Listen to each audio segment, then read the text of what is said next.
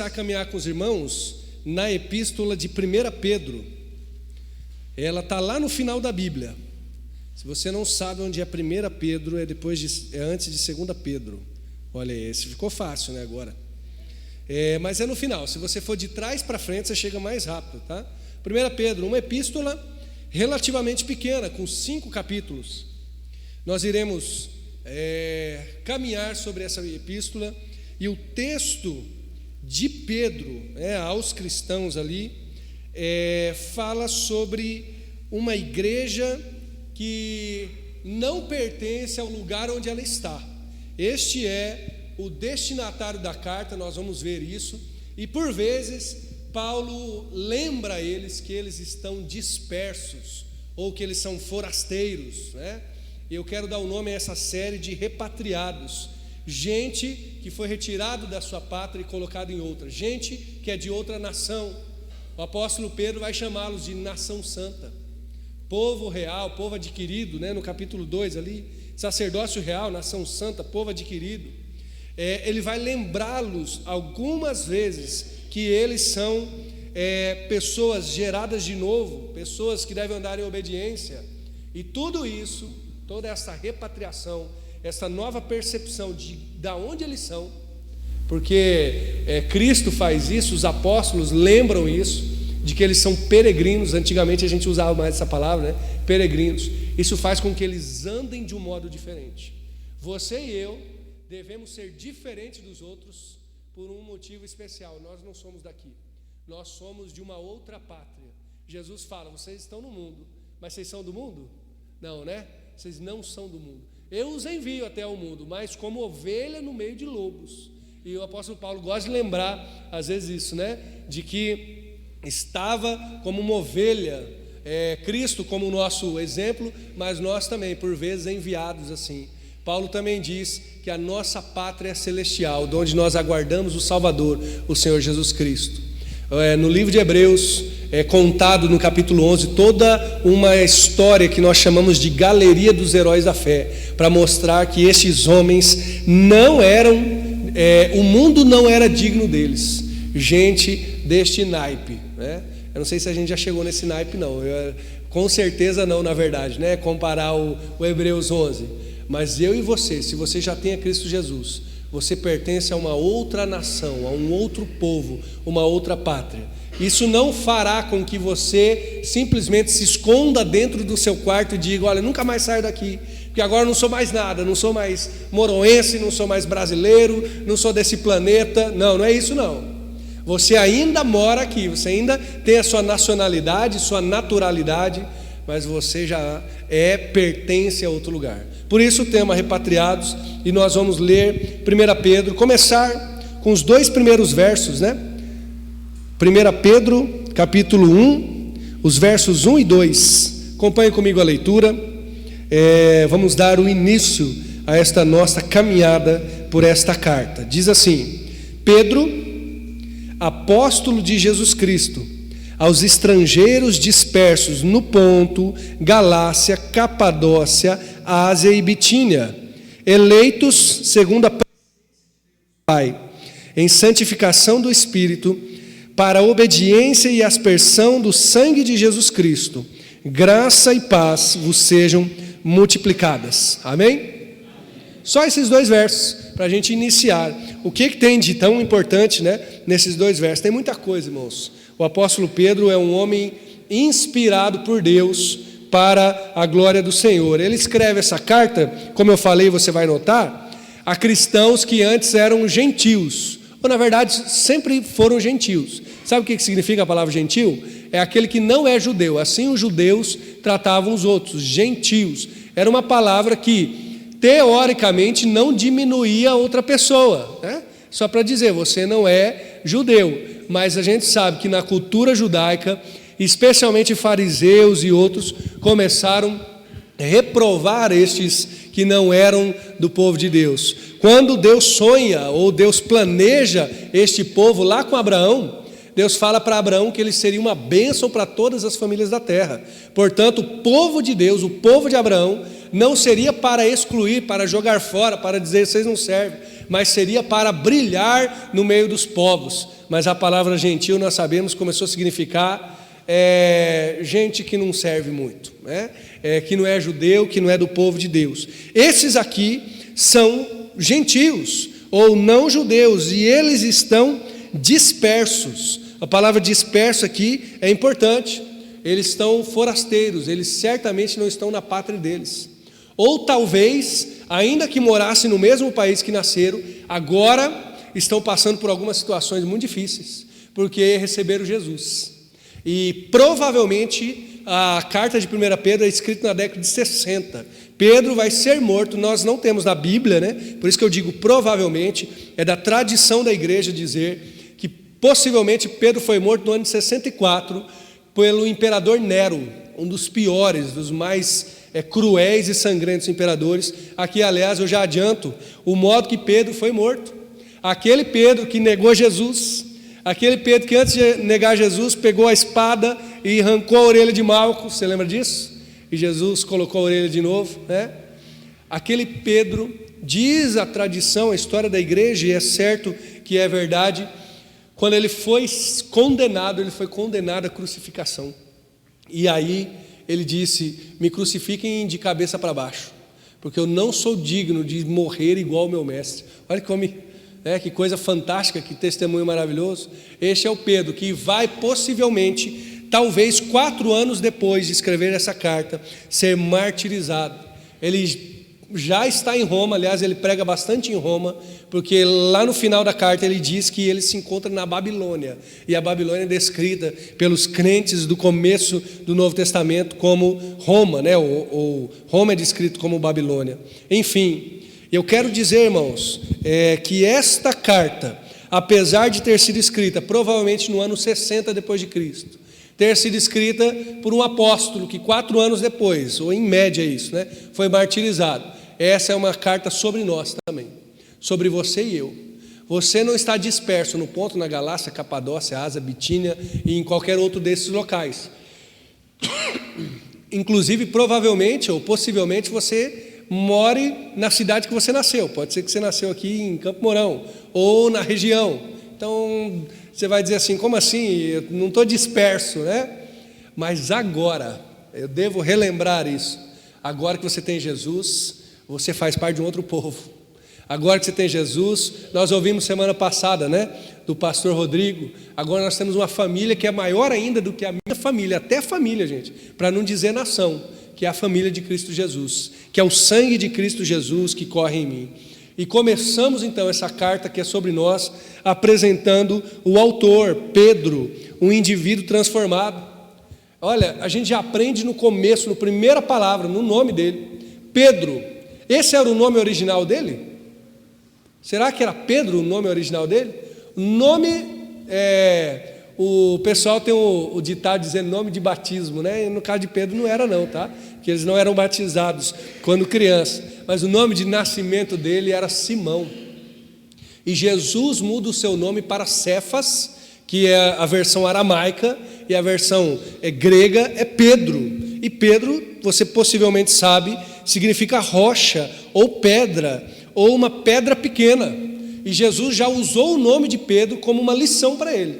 Primeiro, Pedro, você vai ser uma rocha. Aí você olha a história de Pedro nos evangelhos e fala: que homem volátil, que homem iracundo, irascível, né? Como que ele vai ser uma rocha, alguém firme? Ele é alguém transformado por Deus. Então, quando ele escreve, ele diz: olha, meu nome é Pedro, ele está dizendo: eu aceitei a identidade que Cristo tem para mim. Olha aí, um indivíduo transformado. É sobre este nome também que Jesus faz um joguete de palavras. Lá em Mateus 16, 18, Jesus pergunta: quem vocês dizem que eu sou?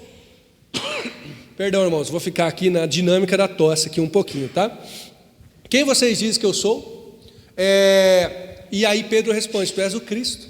Então Jesus diz a ele: olha, você é Pedro, e sobre esta pedra edificarei a minha igreja. Você lembra desse texto? Sabe o que Jesus está dizendo ali? A palavra Pedro, ou Cefas, significa uma rocha pequena, mas a pedra angular fundamental, que aliás o apóstolo vai usar nessa epístola também, esta ideia, é a afirmação de que Jesus era o Cristo.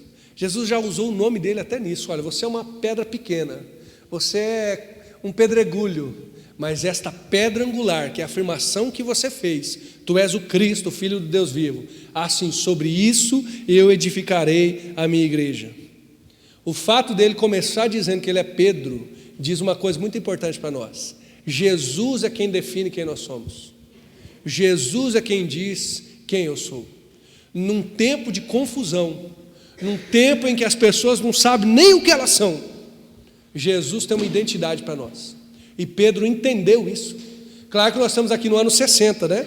Jesus possivelmente foi morto lá no ano 30. Jesus viveu 33 anos, né? Mas na contagem foi algo errado. Ele não é contado provavelmente que ele tenha nascido no ano 0, né? Então Jesus morreu lá na média do ano 30, ressuscitou. Então já fazem 30 anos de Pedro transformado pelo Espírito. E 30 anos depois ele está dizendo: essa é a identidade que eu tenho. Você que ganha uma nova identidade em Cristo, você que já é uma nova criatura, como diz o apóstolo Paulo, né? Se alguém está em Cristo é nova criatura. Essa é a identidade que Cristo te dá. É verdade que você pode passar por crises existenciais. É verdade, ninguém está relativamente livre disso. De você se perguntar às vezes: o que eu estou fazendo? Para onde que eu vou? Talvez você já tenha ouvido essa história. Mas quem Jesus diz que eu sou é o que me define. E o que eu sou certamente é alvo da graça de Deus. Nós, especialmente quando nós somos crianças, adolescentes, nós temos o costume de dar um apelido pejorativo para alguém. Você já teve um apelido pejorativo? Alguma coisa que olharam para você e falaram assim: olha, você é isso, né? Ninguém nunca teve um apelido, então só eu, né? Eu, na minha adolescência, eu vou contar para os irmãos qual que era o meu apelido, tá? Cabeção. Meu apelido era Cabeção. Eu nunca entendi por que me deram esse apelido. Até hoje eu nunca entendi, tá? Deve ser alguma coisa que pensaram e imaginaram, né? Gente, pegou. Sabe por que pegou? Porque eu não gostei, né? Então eu fiquei uns 2 anos chateado. Depois eu falei: quer saber? Chama aí. Depois que eu não liguei, pararam de chamar. Olha só que coisa maravilhosa, né? A tendência de dar um apelido é um apelido pejorativo, né? Para diminuir o outro. E se o outro liga ainda, aí que fica feio para ele, né? Como foi o meu caso. Jesus olha para Pedro e dá um apelido, um novo nome, né? Que não enaltece ele no sentido de exaltá-lo, mas dá uma identidade melhor. Olha que interessante. O fato de você olhar para alguém, dar um apelido que o diminui, isso quer dizer, ainda que seja uma brincadeira, né? Olha, eu vou te diminuir aqui de brincadeira. Jesus olha para Pedro e fala assim: não, eu vou melhorar a sua identidade. Você é uma rocha, Pedro. Aquele homem, como eu falei, aquele homem cheio de intemperança, intempestivo, né? Mas agora ele é uma rocha, ele é uma pedra, ainda que pequena. Ele é esse homem transformado por Jesus. Novamente eu tenho que te dizer, a sua identidade é definida por Jesus. Este é o autor da carta que está dizendo: eu sou Pedro. A minha identidade mostra que Jesus faz o que Ele quer de mim. Mas em Pedro eu percebo outra coisa ainda, né? Se Jesus diz que ele era uma pedrinha e a afirmação que Jesus é o Cristo era a grande pedra angular, isso quer dizer também uma coisa: Pedro, eu melhorei você, eu sei quem que você é, eu te defini, você é agora um homem transformado, mas ainda assim essa identidade demonstra que você é menor do que eu. Está vendo? Olha, você não é mais um homem intempestivo, não. Você é uma rocha, mas é uma rochinha. Nem sei se existe essa palavra. É uma rocha pequena, porque a rocha maior sou eu. Agora, o nome de Pedro estava para testemunhar do que Jesus tinha feito com ele e testemunhar da grandeza de Jesus. É assim com a sua e com a minha identidade transformada. Aliás, Pedro também foi incumbido por Jesus, no final do livro de João, a apacentar as ovelhas. Lembra quando Jesus olha para Pedro e fala: tu me amas, Pedro? Tu me amas? E Pedro tem que responder 3 vezes, e por final ele responde chorando: Senhor, tu sabes que te amo. E Jesus diz as 3 vezes: apacenta as minhas ovelhas. E agora Pedro vai apacentar as ovelhas de Jesus com uma carta. Esse é um homem transformado. Ele também diz outra coisa, mais uma sobre ele, que ele é um apóstolo. Pedro, apóstolo de Jesus Cristo. A palavra apóstolo, significa enviado, mas existe um termo especial aqui. Por quê? quando Jesus morre e ressuscita e vem o Espírito Santo sobre o pessoal que estava no cenáculo, lá em Atos 2, creio que você conhece essa história. O Espírito vem, eles falam em outras línguas, testemunham para várias nações. Pedro prega o Evangelho e as pessoas se convertem. E lá no verso 42 de Atos 2 diz que eles permaneciam em várias situações, na oração, no partir do pão, na comunhão, mas na doutrina dos apóstolos. E aí, por isso que é importante ressaltar isso, especialmente pela pessoa de Pedro, porque talvez você já tenha ouvido que há uma comissão ou uma sucessão apostólica, e nós não cremos nisso, irmãos. O que nós cremos na doutrina dos apóstolos? Que aquilo que Jesus ensinou para os apóstolos se tornou o Novo Testamento. Por isso que nós podemos olhar para ele dizendo: olha, eu sou um apóstolo de Jesus. Isso quer dizer que ele aprendeu com Jesus, ensinou a igreja, e agora nós permanecemos no que uma vez foi chamado de doutrina dos apóstolos, e agora são os livros do Novo Testamento. Isso é importante nós saber, por mais que seja apenas uma informação, para que a gente saiba que nem Pedro desejou fazer uma sucessão de pessoas com ele, mas sim uma continuidade do ensino do Evangelho de Jesus. É isso que ele faz. Aliás, no capítulo 5 desta carta ainda ele vai se descrever não mais como um apóstolo. É importante no começo ele dizer que ele é apóstolo, porque ele está dizendo: olha, eu estou ensinando o que eu aprendi diretamente de Jesus. Mas depois ele vai dizer aos presbíteros, também chamados de anciãos: eu sou igual a vocês, sou um presbítero igual a vocês, né? Ou sou um ancião igual a vocês. E ele é um apóstolo, claro, né? De Jesus Cristo. Foi um dos primeiros a anunciar, ainda lá em Atos 2, naquela pregação que eu falei para os irmãos que ele fez. Ele disse no verso 36, a este Jesus que vós crucificaste, Deus o fez Senhor e Cristo. Quem é então este homem, irmãos? Começamos pelo homem Pedro, né? É um homem transformado por Jesus. É um homem enviado por Jesus, chamado apóstolo, e um homem que testemunha da pessoa de Jesus para os outros, dizendo que ele é o Messias. Essa carta, lembra, o tema de hoje é uma carta sobre nós. Pedro nos ajuda a entender que nós devemos ser assim também. Como assim? Eu tenho que ser apóstolo? Não é isso não. Você tem que ser alguém transformado. A sua identidade é que Cristo colocou em você. Não ande necessariamente pelas suas emoções. Elas são enganosas, elas são volúveis. Porque pelas emoções, por vezes, nós nos enganamos e dizemos: eu não sou ninguém, eu não sirvo para nada. Ou às vezes o contrário, né? Eu sou melhor que tudo, eu não preciso nem de Deus. Não. Que você seja tal como Pedro, essa identidade que eu tenho. Transformado por Jesus, mas ainda muito menor do que ele. Que eu e você aprendamos com Pedro que nós somos não apóstolos, mas enviados por Jesus, aonde nós estivermos, para testemunhar do que ele fez e daquilo que ele fez em nossa vida. Se você pudesse se apresentar, como que você se apresentaria? Você vai escrever uma carta agora para a Igreja Batista Alvorada, e você vai dizer o que sobre você? Como que você vai se apresentar? Bom, nós temos a tendência às vezes de ser um pouco humildes, né, na apresentação. Eu não sou, não, eu nada não, né? Eu não preciso ser orgulhoso também, né? Não é isso, né? Mas a questão é, o que Jesus fez por você? Parece ser essa uma boa apresentação para que a gente compartilhe com os outros, né?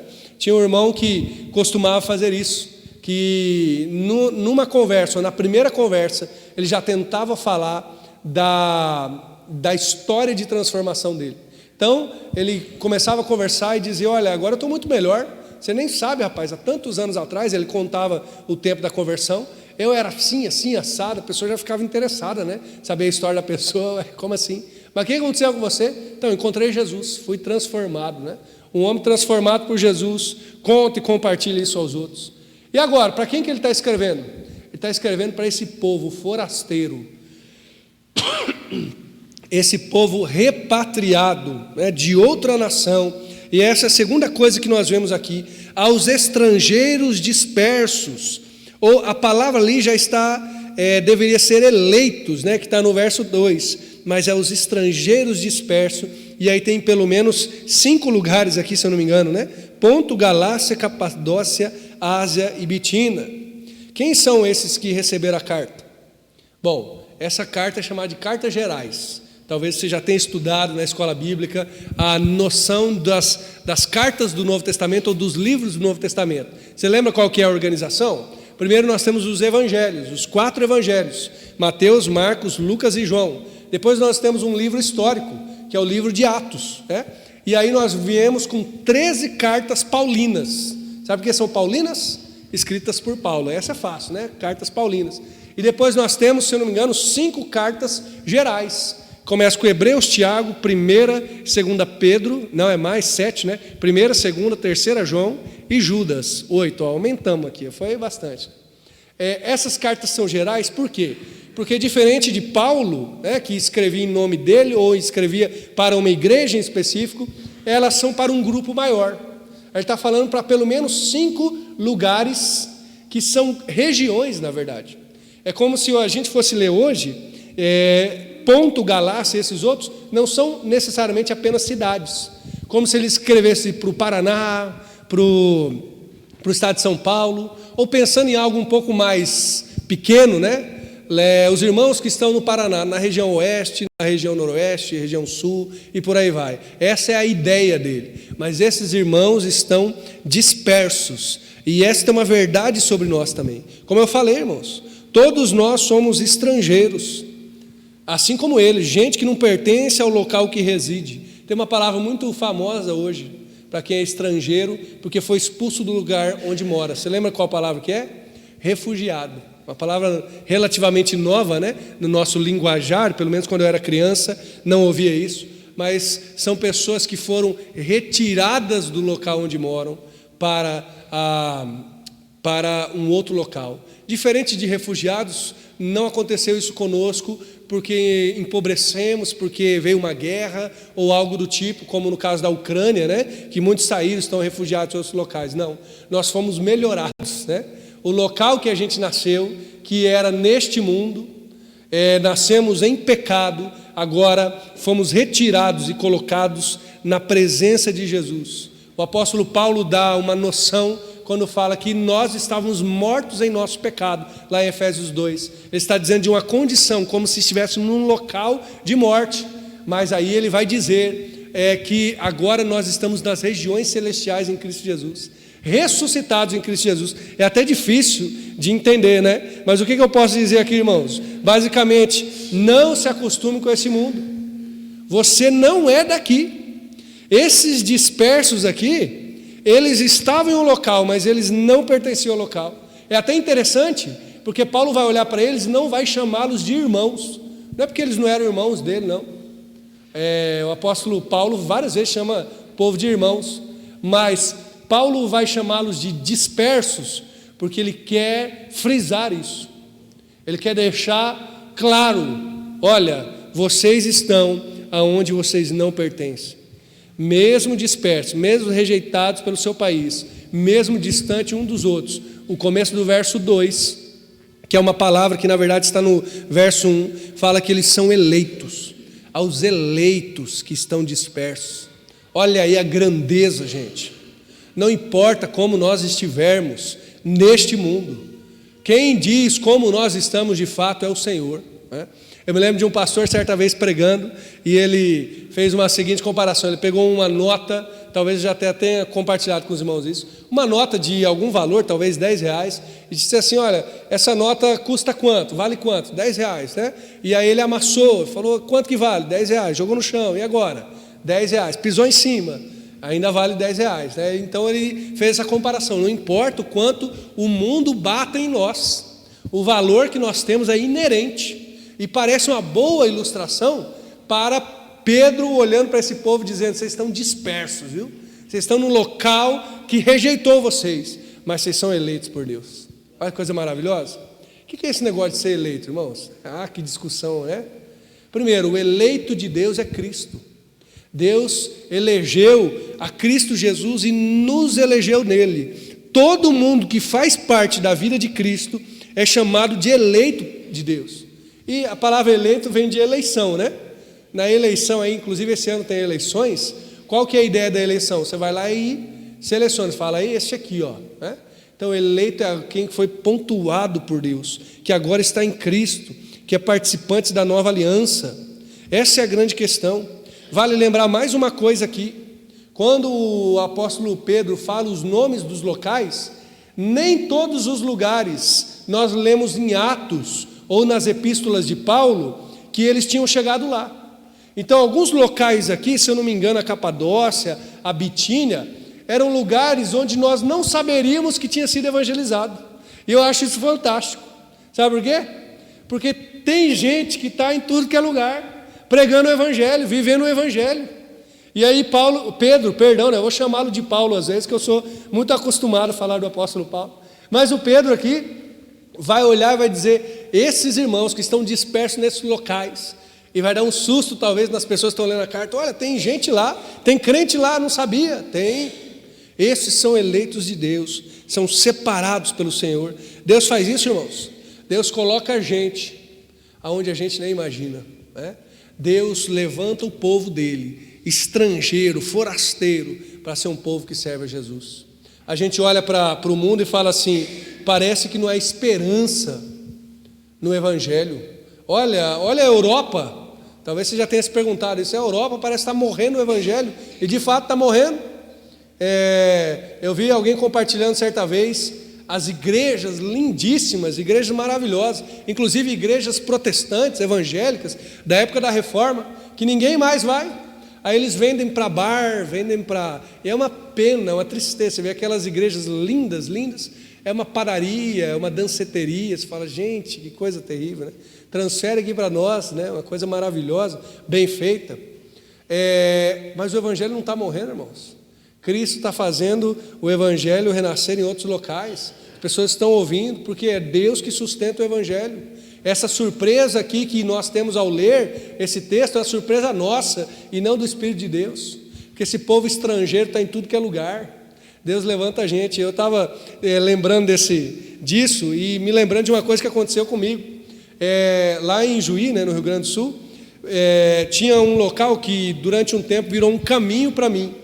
E pelo menos 2 ou 3 vezes por semana eu tinha que passar por ali e virava a esquina numa rua específica. E tinha um bar naquela esquina. Aí eu sempre me lembrava do bar, né? Eu vou e viro no bar. Olha o pastor virando no bar, né? Mas eu lembrava do bar para virar. Aí chegou uma hora que o bar fechou. E não sei se deu 1, 2 semanas, mas foi coisa rápida. Quando eu passei lá, estava aberto de novo, era uma igreja. E olha o pensamento do pastor, né? Eu falei, gente, outra igreja aqui, olha só. Depois eu fiquei pensando, rapaz, que coisa maravilhosa. Onde era um bar, virou uma igreja. Que Deus abençoe, ó, que você sair hoje, amanhã, quando você estiver andando por Campo Mourão, você olha o tanto de bar que tem e fala, pode virar igreja sim, não tem problema não. Olha que coisa maravilhosa, irmãos. Deus coloca a gente onde a gente nem imagina que vai colocar. E é para a glória dEle, para a honra dEle. E agora nós vamos para o verso 2, porque nós falamos sobre o indivíduo Pedro, nós falamos sobre o grupo, a igreja dos eleitos, dos dispersos, mas nós vamos falar sobre o principal. Qual que é o principal? Sobre Deus, sobre a ação de Deus, sobre todos ali, sobre toda aquela igreja, sobre Pedro e sobre você e eu. Olha só o verso 2, eu quero reler com você.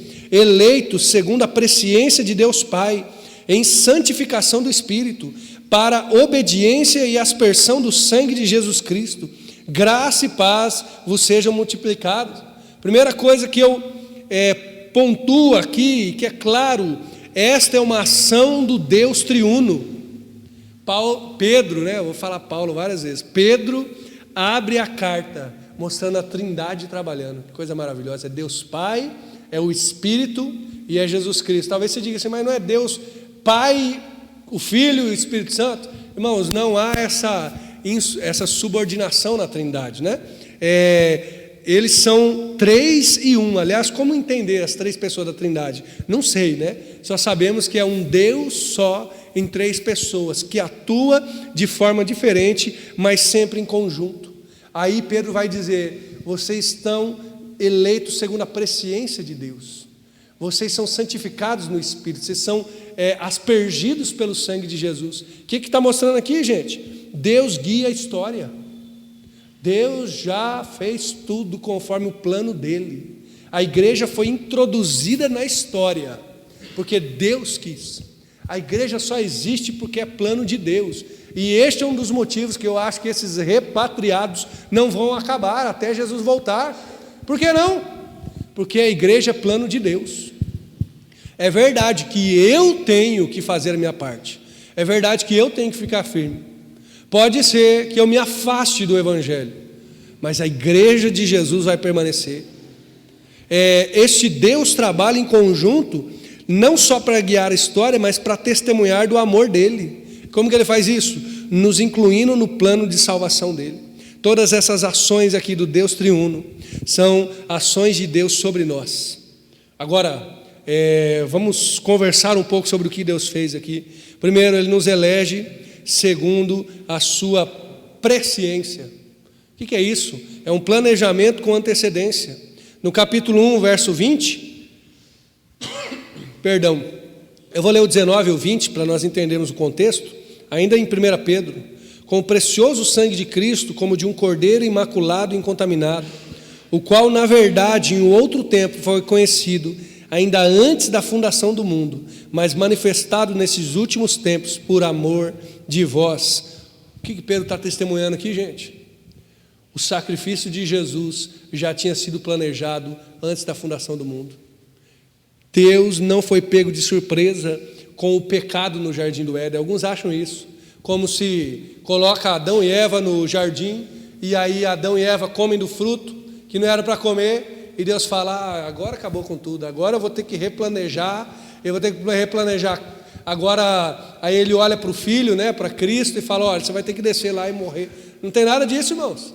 O sangue precioso de Jesus, conhecido, planejado, ordenado, antes da fundação do mundo. Ele não foi pego de surpresa, ele não se subordinou ao pecado do ser humano, às ações, ele não remendou a história, não. Deus planejou, ele é gracioso. Outro detalhe importante sobre esse Deus triuno, é uma ação em todo o tempo. Repare no que está sendo dito aqui, passado, presente e futuro. Primeiro, presciência, prévio conhecimento, lá no passado. Quando Deus projeta, ele já sabe.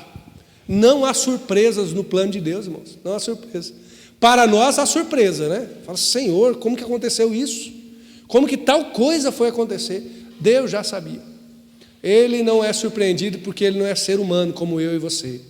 E às vezes, eu confesso, irmãos, que às vezes para mim é difícil de entender.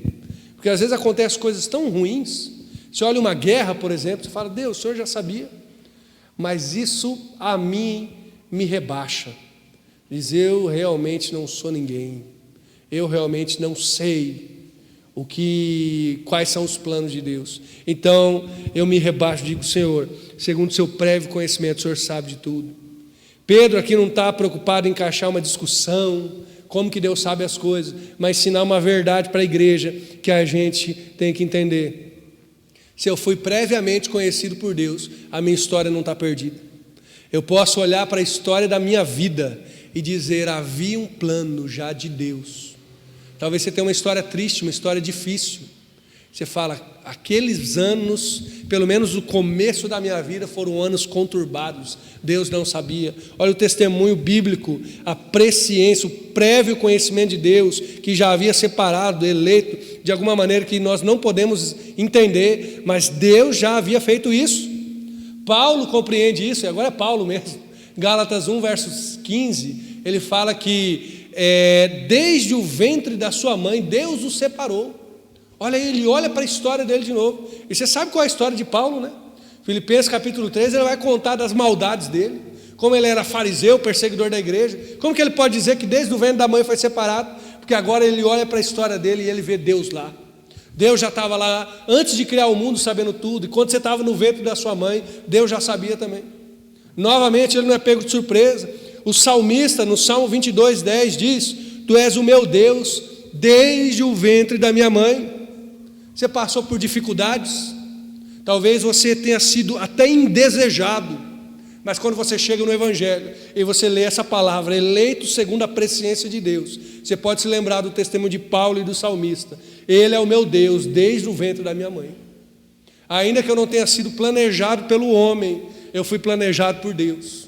E queira Deus que também tenha sido pela família. Mas esse é o Senhor que nos repatria, que nos coloca de novo num local de aconchego. E por que não dizer, se Ele é o Pai, que nos dá colo, né? Tem uma palavra que eu acho maravilhosa da ação de Deus por nós, é a adoção. A adoção é colocar na família, é dar o próprio sobrenome, é dizer, agora você é meu. Alguém adotado é herdeiro, responde pela nova família e não pela família antiga. Esse é o Deus que com presciência olhou para a sua história. E agora você pode dizer, desde o ventre da minha mãe, o Senhor já me separou. Ah, mas e a minha infância e a minha adolescência? Deus estava lá. Como que você sabe? Porque você está aqui, testemunhando daquilo que Deus fez. Nós somos eleitos, adotados, previamente conhecidos. A segunda coisa aqui, então perceba que eu estou falando do tempo, né? Passado. E agora algo que começa no presente e vai se estender toda a nossa vida. Santificação. Santificados pelo Espírito. O que é santificação, irmãos? É um processo que nos leva a ser mais parecido com Cristo Jesus. Por isso que tem crente carnal e crente espiritual. Por quê? Porque o espiritual aceitou a santificação.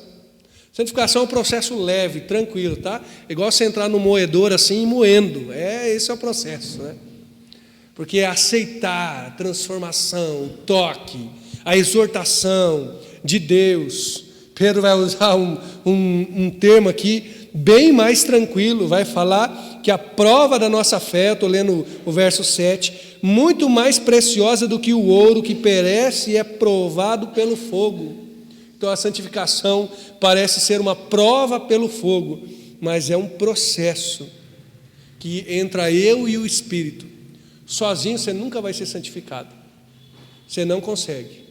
Essa é uma coisa difícil de entender, mas se você não fizer, você também não será, porque nós somos santificados no Espírito. É o Espírito que te dá força. Talvez já tenha acontecido isso com você. Comigo já aconteceu algumas vezes. Eu noto algo em mim e eu começo a ficar incomodado. Eu começo a orar, Deus, faz eu mudar isso na minha vida. Já aconteceu isso com você? Senhor, me ajuda a abandonar esse negócio. Sei lá, esse hábito, esse pecado, esta coisa que eu estou fazendo ou vivendo. E aí você ora e chega uma hora que Deus dá a graça, que você muda, que você consegue vencer. Foi você ou foi o Espírito?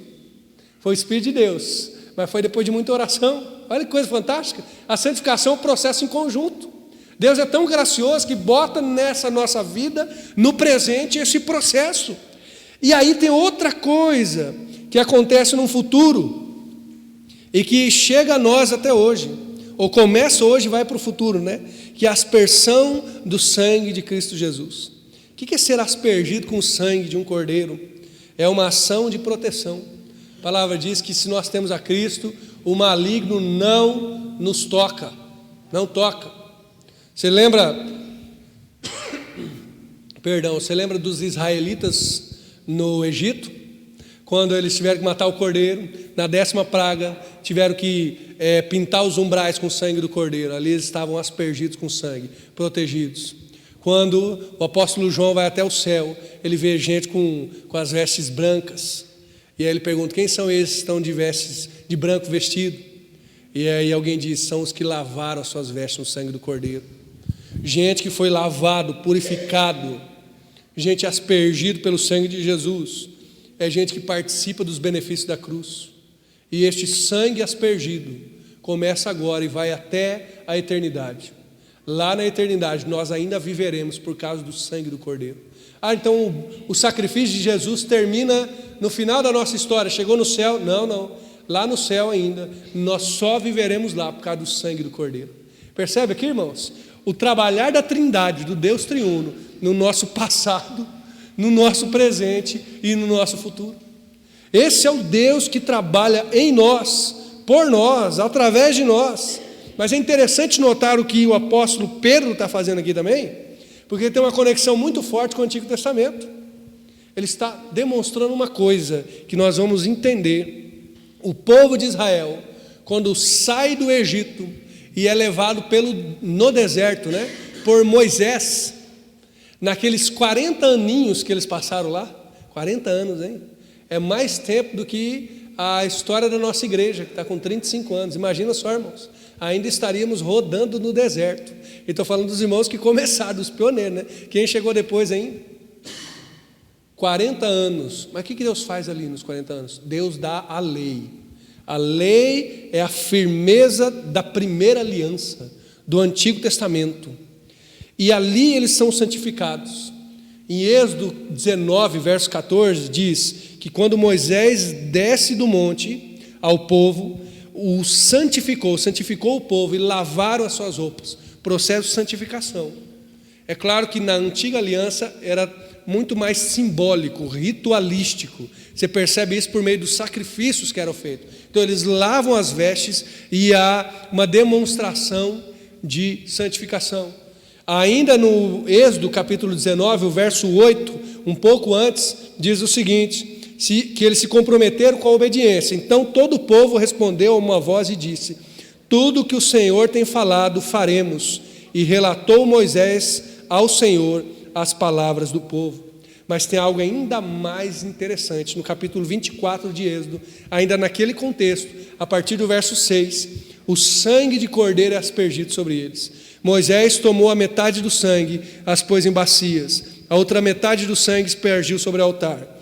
Tomou o livro da aliança e o leu aos ouvidos do povo, e eles disseram: tudo que o Senhor tem falado faremos e obedeceremos. Então tomou Moisés aquele sangue e espargiu sobre o povo e disse: eis aqui o sangue da aliança que o Senhor tem feito convosco sobre todas essas palavras. Por que eu estou relendo tudo isso, irmãos? Santificação, obediência e aspersão de sangue eram sinais da primeira aliança. E agora o que Pedro está falando? Santificação, obediência e aspersão de sangue, não de qualquer cordeiro mais, mas do sangue do cordeiro. Nós estamos numa nova aliança, não mais na letra da lei, mas na vida daquele que cumpriu a lei, não de sangue de bodes e cordeiros que passam e que todo ano tinha que fazer de novo, mas daquele que é perfeito, como nós lemos aqui, conhecido antes da fundação do mundo. Esta é a nova aliança, irmãos.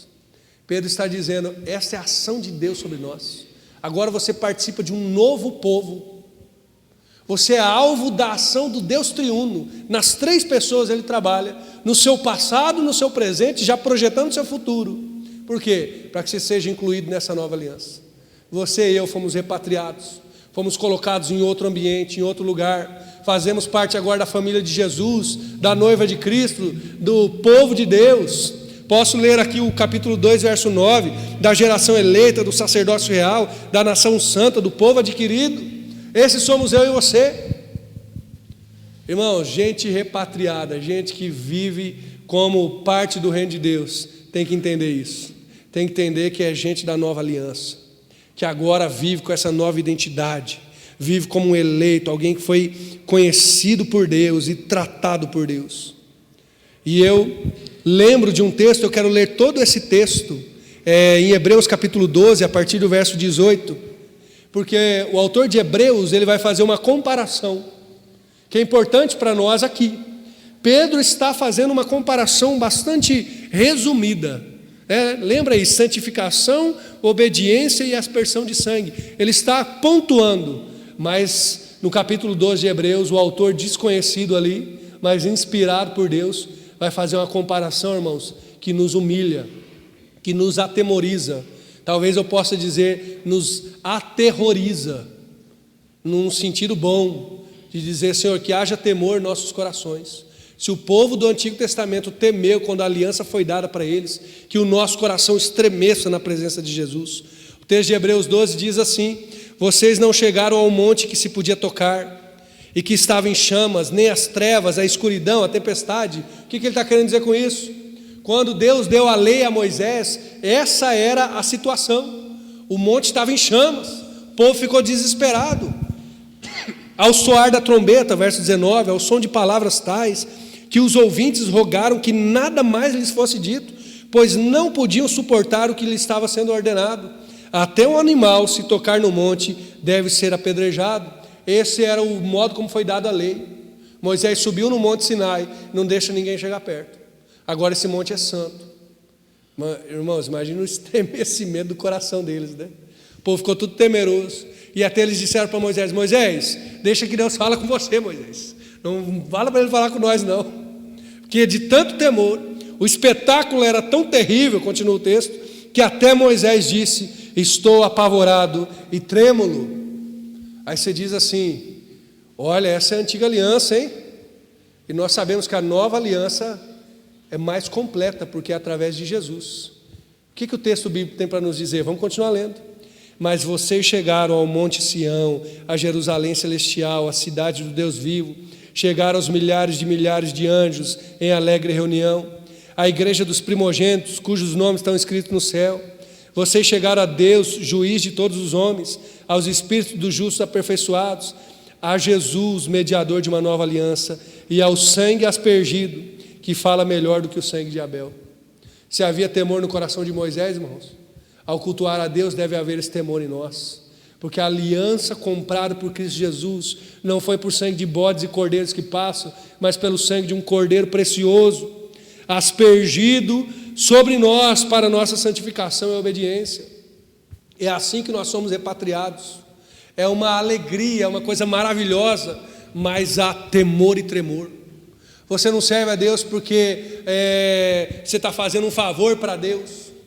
E às vezes a gente trata assim, né? Senhor, faz tudo certo comigo, senão eu paro de te servir. Você já falou isso? Não responda, deixa quieto. Se o Senhor não fizer tudo, eu paro de te servir. Não é assim que a gente serve a Deus, não. Nós servimos no temor. Senhor, eu te sirvo com temor, com espírito de obediência, porque a aliança comprada pelo sangue de Jesus é maior ainda. Pedro compara, ainda que pontualmente, isso. Para finalizar, irmãos, depois de falarmos sobre Pedro, sobre a igreja e sobre a ação de Deus, Pedro conclui, e eu concluo também, dizendo: graça e paz vos sejam multiplicadas. É possível, irmãos, multiplicar graça e paz? Na dispersão, a palavra dispersão, lembra disso, é perseguição. Eles estão dispersos, eles são forasteiros, eles não conseguem prever o futuro deles. Um refugiado talvez não saiba o que vai comer amanhã. Nós tivemos aí uma triste percepção disso com o que aconteceu no Rio Grande do Sul, né? Ainda que não refugiados, mas numa situação de imprevisibilidade. Alguns não sabendo se conseguiriam comer no outro dia, se teriam que vestir. É possível olhar para alguém assim, ainda que povo de Deus, e dizer: graça e paz vos sejam multiplicadas? É possível, no meio de guerras, eles, lembra o contexto deles, eles estavam na época de Nero, que vai ser um que vai crucificar cristãos. Irmãos, dá para dizer: graça e paz sejam multiplicadas diante do Deus Pai que nos amou, que previamente nos conheceu, diante do Espírito que nos santifica, diante de Jesus que fez uma nova aliança por meio do sangue dele.